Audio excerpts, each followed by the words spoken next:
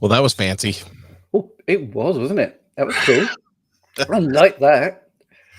That is the nature here at the Bullet List Live. We're Oh, yeah.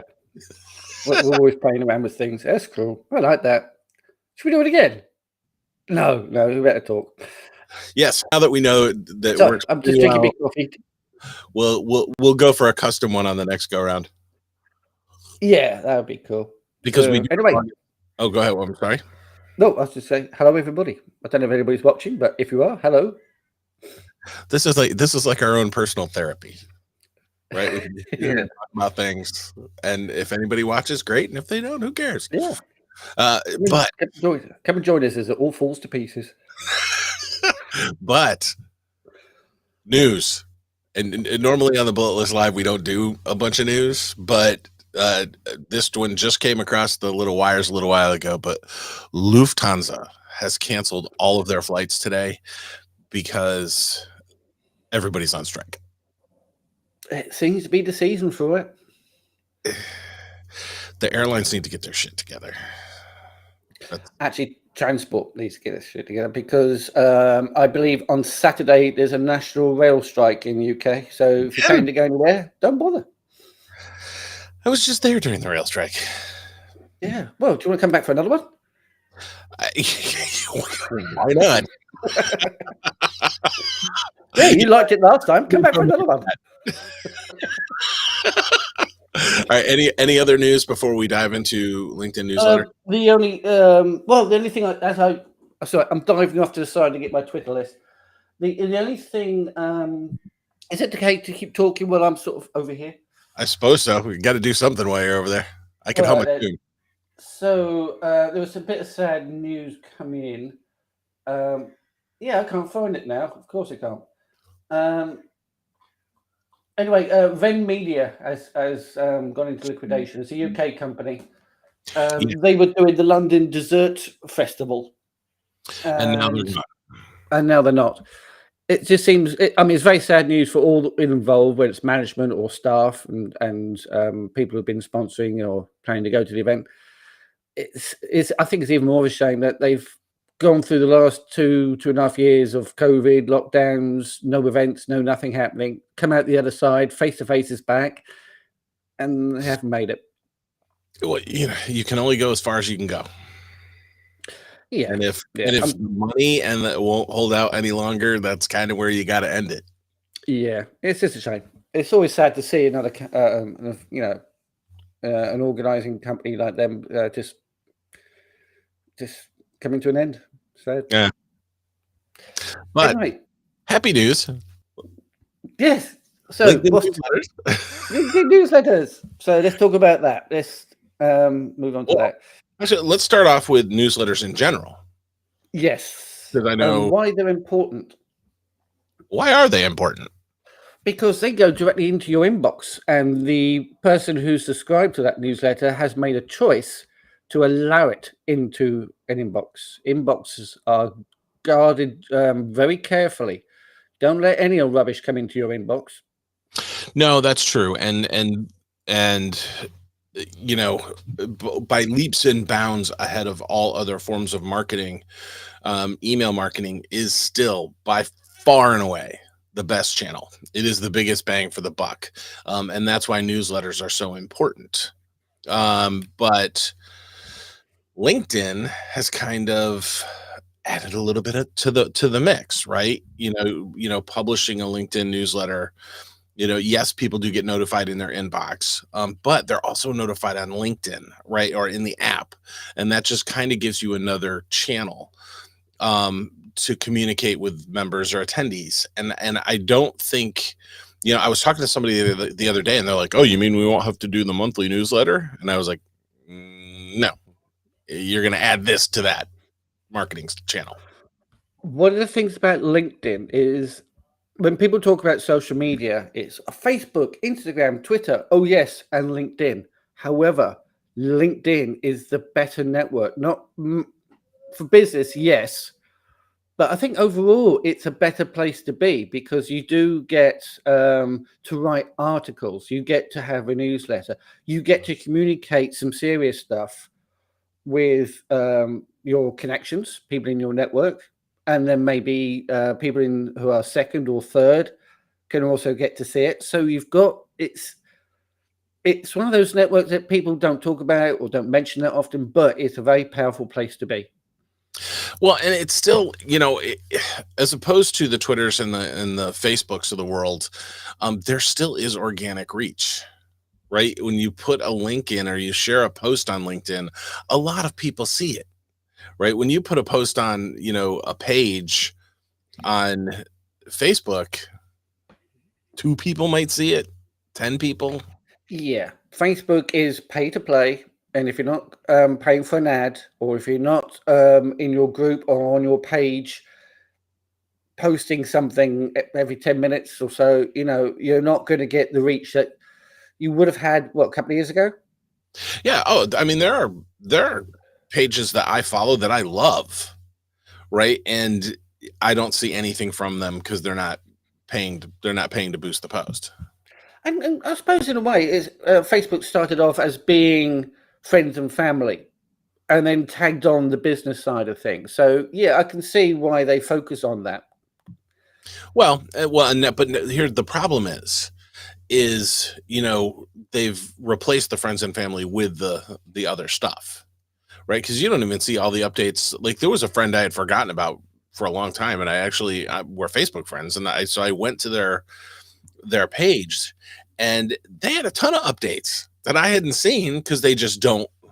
Because I don't interact with a lot, I guess. Well, it's the Facebook algorithm that manages to just change the way it's what they would call a filter bubble. So it only filters stuff that it thinks you want to see, so everything else gets left behind, and you miss out on stuff from friends.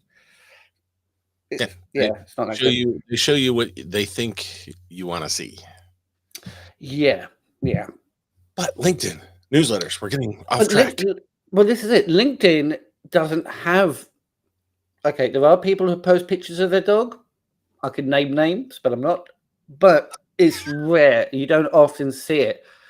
Um, but you do get to see who's doing what, their successes, their failures, people who need help, the people who have accomplished major things. It's really nice to see. I like that. Yes. And I find myself, because it is a relatively new medium, I actually find myself reading them. When the newsletters come in, I'm like, oh, this is interesting, right? Because it's just new, and that matters. Yeah, because on Facebook, if you start doom scrolling, you're going to see, fluffy dog, fluffy cat, man falls off bike, instant karma, delayed karma. It just goes on, and you don't read it. You just scroll on by. Yeah. With LinkedIn, people are actually spending time and putting some thought into what they're sharing. So yeah, it's bound to be more interesting and more relevant to you. Yeah, and as we were talking about a minute ago, I was talking to somebody who was like, "Oh, it can replace our newsletter." No, but the same content can go in both places, right? And I think, but first let's back the truck up a little bit and talk about LinkedIn and because LinkedIn newsletters are a relatively new thing. I think March is when they first rolled out. There still are some caveats on who can actually have a newsletter. Especially for business pages. And you've got to have at least 150 followers. Yeah. You must have published things in the past. Like you just can't have nothing published and then just start a newsletter. And you just got to, of course, follow the guidelines. Those are the 3 big things. Yeah. Yeah. Yeah. But I think that, a LinkedIn newsletter is a great place to mirror the content on a regular newsletter, because it is just another place to reach your members or attendees. I think you do have to be a little bit careful though, because I don't think you can simply say whatever's in this other newsletter that I do, I'll just copy and paste it into LinkedIn. I think you have to try that a little bit harder to make sure it's relevant. Agree. I think so many organizations send out their regular newsletter that's all over the place, right? It starts off with promotions or, whatever it happens to be, and then they go this direction and that direction. Whereas I do think a LinkedIn newsletter should actually be focused, on a particular topic for that week. Does that make sense? Oh yeah, because if you all right, so what you put on Instagram is going to be different to what you put on Twitter, because each network is has a particular kind of audience. Twitter always like to think of the here and now, so if people want to know what's going on right now, that's where they go. If you're sharing fantastic photographs, brilliant images, then you would go to Instagram for it. So LinkedIn has a particular audience. You have to make sure your newsletter is tuned to them. Yes. So, for a conference, for example, the latest session you're introducing, spots on a couple of speakers, and then maybe a couple of sponsors, but keep it interesting, right? A LinkedIn newsletter is going to, if you do it right, is going to allow you to do a few things. You're going to expand your audience, which, because a lot of stuff gets shared on LinkedIn. And so, as you're publishing your newsletter, people will share it. You will find yourself, gaining, new people that follow it. They may not necessarily, it's up to you to convert them into members or attendees, but you can do it. But it allows you to create engagement. LinkedIn is still a pretty social place, unlike Facebook, where you may post something now and it doesn't get any likes, no one shares it. LinkedIn, I found, the second you post anything about event planner news, it's getting 5 likes, right? It's like ding, ding, ding, ding, ding, because there is still organic reach there. Yeah. However, I've noticed, maybe again because of their algorithm, it's obviously different to Facebook's. I have seen things pop up in my LinkedIn feed that's from a week ago.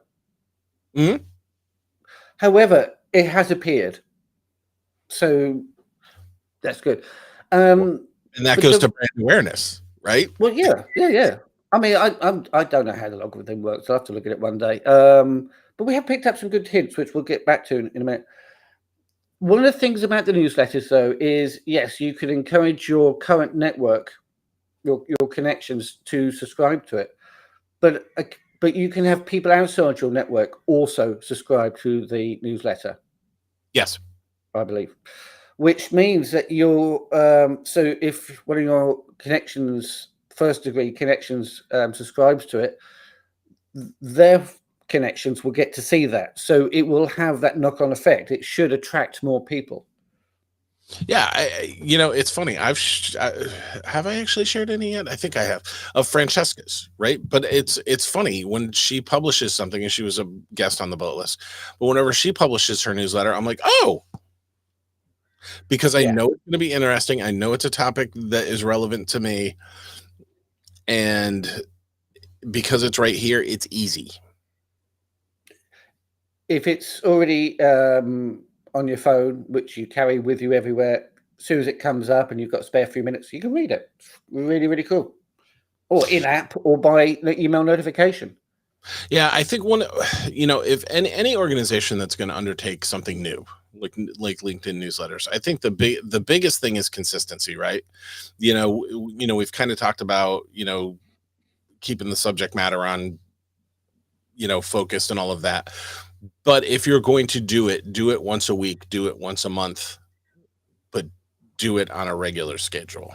Yes, and be very patient, because for a long time you're going to have one subscriber, then two, then maybe three. Have patience, because it takes time to build up an audience like that. Same with any other newsletter. It's going to take time. So Yeah, have patience. I love the fact that the first, if you're an organization and let's say you've got 10,000 followers, no, most people don't. Let's go back to 1,000 followers. If you have 1,000 followers, the first newsletter you publish, everyone gets notified, and then they can opt in. So I think that the way that they've set it up for success like that is you can actually come out of the gate. If you publish to 1,000 people and you are able to convert 50 or 100 of those to subscribers, that's fantastic, right? You're starting off with 50 or 100 people. And then there is the ability to, I don't know if they call it republish, but you can repost that original newsletter, a few days later, just to get a little bit of additional bang for that buck on that one. So it has a bit of longevity to it. Oh, yeah. Yeah. That's really cool. So when it comes to creating your LinkedIn newsletter, the same rules apply as you would to any newsletter. Has to have a good name. Has to be visual. Has to have a good tagline to keep people interested, because you have to explain in fewer words as possible what you're doing with a newsletter. And has to have interesting content. Focus and stay on one topic. Yeah. Don't do the trap. Early bird ends tomorrow. Early bird ends tomorrow. Early bird ends tomorrow. So many organizations still do that. And because I work with a lot of different organizations, I'm actually finding it's not because they lack creativity, it's because they lack the ability to publish interesting content because they don't have the people to do it. Yeah. It's like a lot of things. It's like blogging. You're going to have, oh, let's do a newsletter. We could talk about, an upcoming event. But if you've only got content for 5 newsletters and then you run out of steam, that's not good. Although any membership organization, association, or conference should never run out of content. Well, you've got so much you can talk about: the event itself, the sponsors, the attendees, the speakers, The city you're going to, the city you're going to next year, hotels, local attractions, which flights are pretty good, the airport. Yeah, it's a lot you can dive into. the subject that your association covers. You can Which talk would be about. nice. Yeah, that'd be cool. But So as I say, if you can't think of more than about 3 or 4, maybe 5 things, then please don't do it, because you're going to struggle and it's going to just end up being very weak content that nobody's going to really appreciate, and you're wasting your time. Wow, that's a great way to end. Oh, is it? Okay. Okay, yeah, okay, we can end there then. Well, That's an amazing segue. That's brilliant. Here we go. Talking about newsletters then. Yeah, well, that's it. We're done. Bye-bye.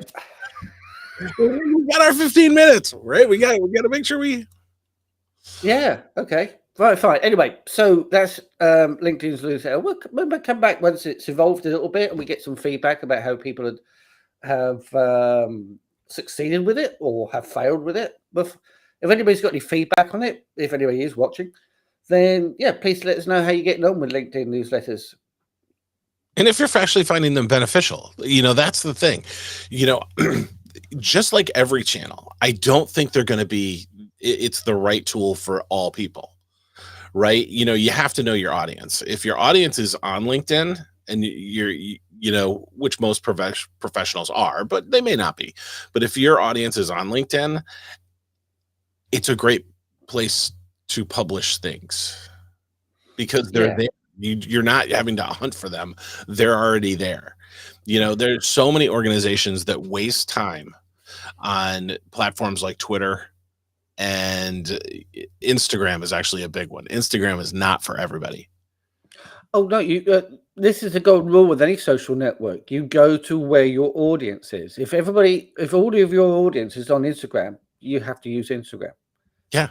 You can't buck the trend by saying, okay, everybody's on Instagram, but I'm going to use Twitter, and they'll have to come over. They won't.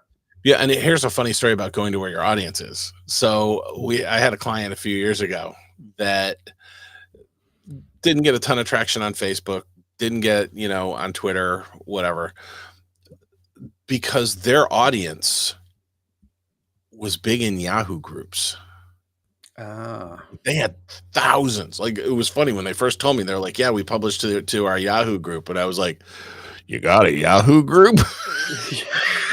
And then you go and you look, and like, seriously, it was a hop-in joint, right? There were thousands of people that were active in this Yahoo group, but those same people were not active in Facebook, were not active on a little bit on Twitter, but not very much, and certainly not on LinkedIn. Especially good. I mean, because it was a few years, but Yahoo groups, when they ended, was probably a very big blow to them. I can imagine. I mean, actually, I think there was a bit of an outcry at the time because they were really popular. Yeah. Really popular. It's funny if it's a easy tool to use and it works, people will. That's the thing. Like with The Slacks of the world and the Discords of the world and the this of the world. For a lot of people, those are complicated, right? And that, just circling back to email newsletters are easy. I can just open it up and I see your content. Yeah. That's really cool. So Really, really cool. I guess don't go into it without a plan.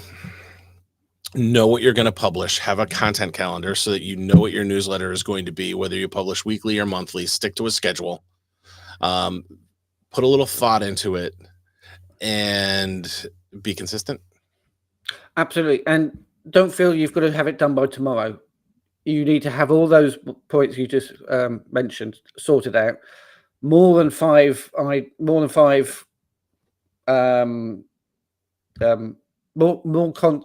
content to satisfy at least more than 5 newsletters. You can't have content that's 5 newsletters, then you run out of steam. You have to have enough. You can keep your going for quite a time. So plan and work it out and find out what your audience actually wants to know about. What is it going to be in your newsletter? And I think for most organizations that already publish a newsletter, as we said earlier, you don't want them to be exactly the same, but you can repurpose a lot of the same content from one to the other. So it shouldn't be that heavy of a lift. Yeah. Sometimes I think people overthink things, and this is one of those times when you don't want to, at least to get started. As long as your content is quality and you have a goal, you're good. I've seen newsletters that have no more than about 3 or 4 paragraphs. It's just a matter of pointing out where things are happening or something of interest that people should be looking at, and they get big subscribers. Yeah.